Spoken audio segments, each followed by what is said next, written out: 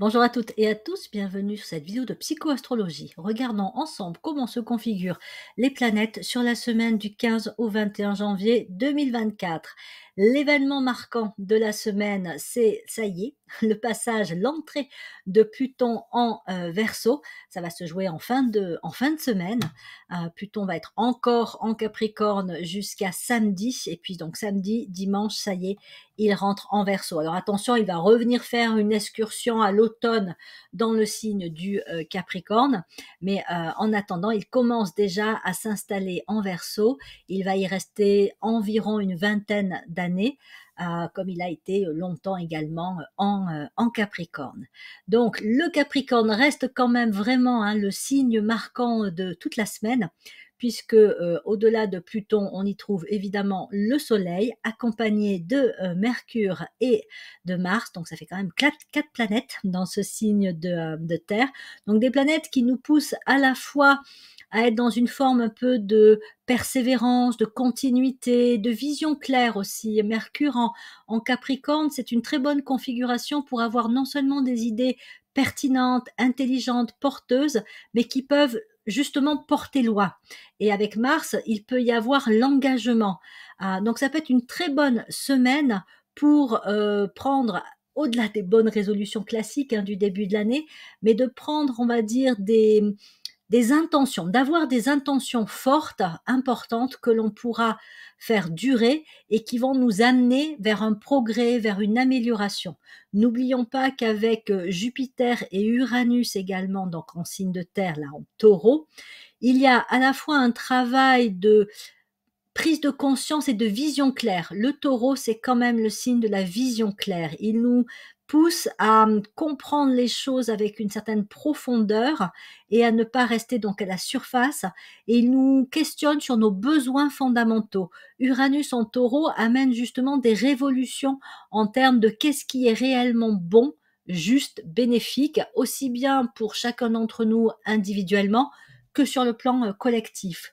Et donc cette configuration taureau-capricorne peuvent nous amener des idées intéressantes, intelligentes, pertinentes pour peut-être toute l'année, ou en tout cas que l'on peut commencer à initier là en début d'année, et pour lequel, grâce à Mars en Capricorne, on peut aussi mobiliser notre persévérance, notre endurance. C'est pas juste avoir une idée puis après la laisser filer, c'est vraiment se dire attends là, il me semble que ça peut être important pour moi, pour mon bien-être, pour apporter du mieux, améliorer mon quotidien, peut-être aussi pour améliorer ou en tout cas contribuer au niveau sociétal, au niveau de ce que l'on peut apporter aux autres dans le monde. Donc on peut avoir comme ça des idées particulièrement pertinentes, et avec Mars en Capricorne, on commence déjà à organiser, structurer, se préparer et à mobiliser notre énergie pour tenir dans la durée.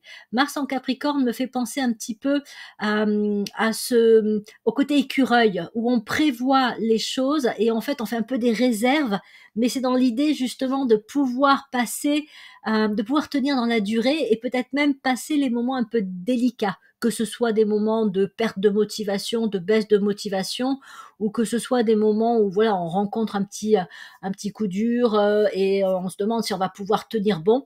Mars en Capricorne, ça voilà, ça stimule l'endurance de faire les choses. Et avec Pluton qui est donc toujours en Capricorne, on continue à faire ce travail, alors on essaye de le faire le plus possible jusqu'au bout, qui consiste à faire tomber tout ce qui est de l'ordre de nos vieux schémas, nos carcans, nos rigidités, nos systèmes dépassés, nos routines qui tournent en rond mais qui n'apportent plus rien de bon. C'est un confort parce que c'est le confort de l'habitude, c'est le confort de la maîtrise, mais c'est un confort qui devient vite une prison. C'est comme avec un travail que l'on maîtrise, qu'on sait bien faire, mais qui ne nous apprend plus rien, ou une relation, pareil, dans lequel, ben oui, c'est confortable parce qu'on connaît l'autre, on a nos marques, voilà, on sait comment se comporter, quoi dire, quoi ne pas dire, mais en fin de compte, la relation n'est plus vivante. Et donc, Pluton en Capricorne, dans son travail de destructeur, Pluton, c'est vraiment la planète de la destruction.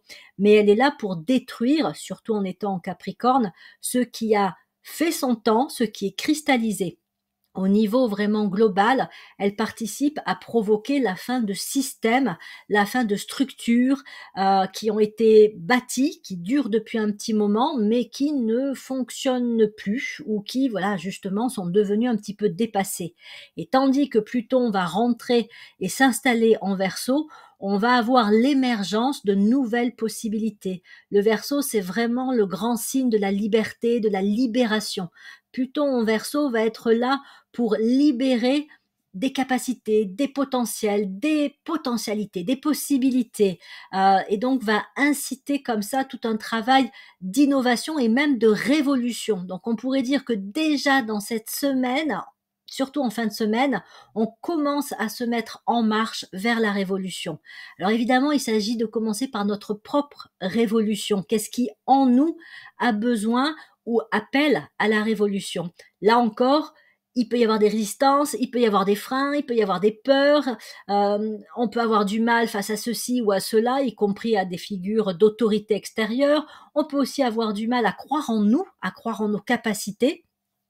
Donc Pluton en Capricorne est là pour jusqu'au bout faire ce travail de destruction, et c'est bien justement de le faire jusqu'au bout, même si c'est remuant, parce qu'il faut dire les choses, hein, ça peut être remuant. Les personnes nées avec du Capricorne dans leur thème, ou du Taureau ou de la Vierge sont les personnes les plus sujettes à rechercher une certaine stabilité, sécurité, un certain confort, et donc peuvent avoir tendance à s'encrouter. Et donc, ce sont les personnes pour qui tout le passage de Pluton au Capricorne aura pu être le plus remuant à vivre.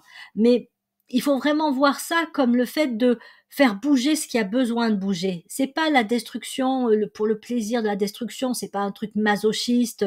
Voilà, on va vous faire souffrir, donc paf, Pluton et ça y est, vous en bavez. Non, c'est pas la finalité. Oui, on peut en baver au passage, mais l'idée, c'est que si on détruit, c'est pour pouvoir reconstruire quelque chose de mieux. C'est comme quand une relation s'arrête parce qu'elle n'était, en fin de compte, pas, pas équilibrée, pas saine, elle tournait en rond. Ben, le fait qu'elle se détruise, c'est-à-dire qu'il y a une rupture, permet d'aller vers une relation plus épanouissante à vivre. Si on reste dans ce qui ne fonctionne pas, ben, ça va continuer à pas fonctionner et ça va même se détériorer encore plus. Donc, le travail de Pluton Capricorne a été justement d'amener vers la destruction, ce qui était déjà quelque peu à bout de souffle. Et donc là, avec Pluton qui rentre en Verseau, on va pouvoir, en tout cas ça va être l'élan qui va être donné, libérer ce qui sommeille en nous en termes de capacité, de qualité, de potentiel, et dans nos sociétés, chercher à faire un vrai bond en avant, un bond d'innovation sur le plan de la conscience avant tout, mais ça va aussi forcément impacter les formes, d'où le fait qu'il puisse y avoir des nouvelles découvertes, inventions qui se produisent pendant la période où Pluton va être en Verseau. Donc on peut parler d'un temps d'effondrement qui aura eu lieu avec Pluton Capricorne, hein, effondrement aussi bien éventuellement dans nos vies personnelles que de manière plus globale, hein, au niveau du monde, des pays. Mais également donc voilà, ce qui s'effondre laisse la place pour construire quelque chose de mieux. Donc là, dans cette semaine, ce qui pourrait être intéressant, c'est d'aller vraiment voilà au bout de ce travail de destruction et d'effondrement, de pourquoi pas dire merci à Pluton d'avoir fait son travail en Capricorne, même si encore une fois on a peut-être un petit peu souffert, hein, de ce transit, ça n'a pas été de tout repos, mais de voir avec le recul ce que ça a pu apporter de bénéfique, hein, d'essayer de voir, non pas pour s'auto-convaincre que oui c'était chouette, non, encore une fois ça a vraiment pu être dur, mais que ce qui a été détruit, ce qui a pris fin, parfois même quand on n'avait pas forcément envie que ça prenne fin, ben ça a permis qu'il y ait autre chose de mieux qui puisse se construire et prendre la place par la suite. Donc, on peut faire un petit peu ce retour et ce bilan de tout le travail de Pluton en Capricorne dans nos vies, que l'on soit du signe du Capricorne, de la Vierge, du Taureau ou pas. Hein, on peut voir effectivement des phases quand même de destruction fortes qui ont pu avoir lieu. Donc on lui dit au revoir et merci pour son travail. Et puis, dans la semaine, ça peut être sympa aussi de prendre un temps pour se préparer, accueillir Pluton en Verseau, se mettre dans l'idée que voilà, il va avoir un travail de libération à opérer. Donc, il va nous stimuler à gagner en liberté, mais liberté au sens de vraiment notre liberté presque spirituelle, reconnaître qui on est dans nos grandes qualités, dans nos capacités et pouvoir libérer ça. Mais il va du coup aussi pointer dans un premier temps ce qui nous entrave. Il va nous amener à devoir prendre conscience de là où nous ne sommes pas libres.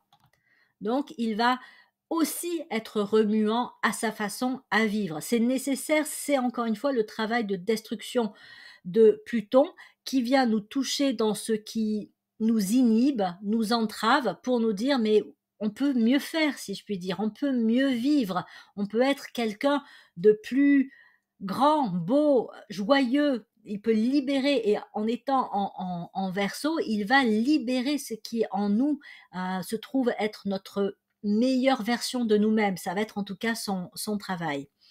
Donc, ça peut être intéressant dans cette semaine de voir un petit peu justement si on ne sent pas en nous comme un appel à quelque chose qui voudrait émerger. Est-ce qu'on n'aurait pas des envies d'aller vers ceci ou vers cela, de vivre notre vie autrement ou de changer certains aspects de notre vie? Parce que ce serait déjà les signes avant-coureurs du travail que Pluton en Verseau va chercher à opérer. Donc on peut avoir, surtout avec Vénus en Sagittaire, qui nous donne un petit peu la capacité à voir en avant, donc avoir une vision presque pas prophétique, mais qui pourrait être celle des prochains pas à accomplir et d'un but à atteindre. Donc on pourrait voir où Pluton en Verseau va chercher à nous toucher pour nous libérer. Donc est-ce qu'on n'aurait pas envie, par exemple, de donner euh, plus d'ampleur à notre vie professionnelle? Est-ce qu'on n'aurait pas envie d'aller vers des changements sur notre façon d'être, sur notre être profond? Est-ce qu'on n'aurait pas envie de changer des choses dans notre vie personnelle, le lieu où l'on vit, ou peut-être dans notre façon de nous conduire, je sais pas, dans les apprentissages? Est-ce que là on sent pas un appel à s'intéresser à un domaine, à un sujet, que ce soit pour ensuite changer de métier ou que ce soit juste pour le plaisir d'apprendre? Voilà, est-ce qu'il n'y a pas une espèce d'appel d'air, le Verseau, qui insufflerait un petit peu plus d'élan de vie? Il ne faut pas oublier que le Verseau, c'est quand même le signe de l'abondance. Il est relié à la corne, un espèce de vase, si je puis dire. Il est relié à la fois à la corne d'abondance et au porteur d'eau, avec ce vase qu'il porte sur les épaules et qui est rempli de l'eau de vie et qu'il va déverser. Donc c'est un peu une image similaire à celle de la corne d'abondance. Donc Pluton en Verseau, c'est l'idée de pouvoir aller vers l'abondance, mais de voir ce qui nous empêche au départ de faire ce pas vers l'abondance et une vie plus abondante.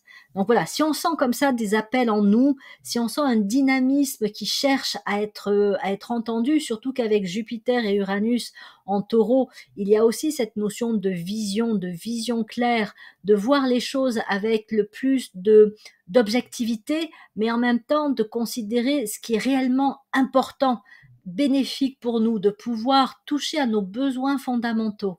Donc, selon moi, cette semaine pourrait être une semaine de prise de contact avec ce que Pluton en Verseau, quand il va vraiment commencer à s'installer dans ce signe, va chercher à libérer en nous.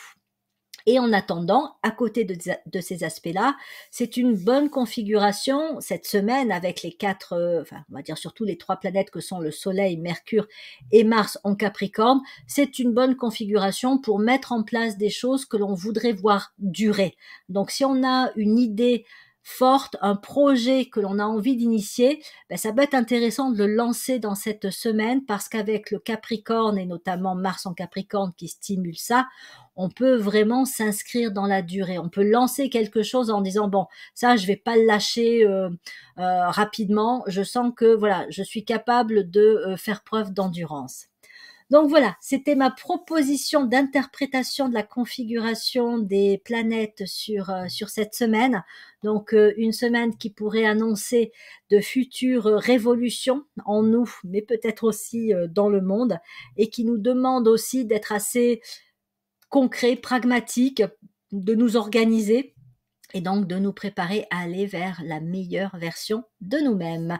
D'ailleurs, à ce sujet, si vous voulez en savoir un petit peu plus sur ce que pourrait être votre mission de vie, n'hésitez pas à nous contacter pour le stage que Christine et moi-même proposons au mois de mai. On commence, comme je le disais dans ma vidéo de la semaine dernière, et ça continue à avoir des premières inscriptions. Elles se multiplient même, donc pour l'instant il y a encore de la place, mais ne tardez pas trop. Toujours sous la vidéo, je mets les deux liens, celui qui vous permet de télécharger la plaquette de présentation de l'atelier. Si vous êtes intéressé par l'analyse de votre thème de naissance, de votre révolution solaire, vous avez le lien pour en savoir un petit peu plus sur mon offre de service et aussi, si vous le souhaitez, prendre rendez-vous sur mon planning en ligne. Voilà, donc une très bonne semaine à toutes et à tous et à bientôt pour de prochaines vidéos.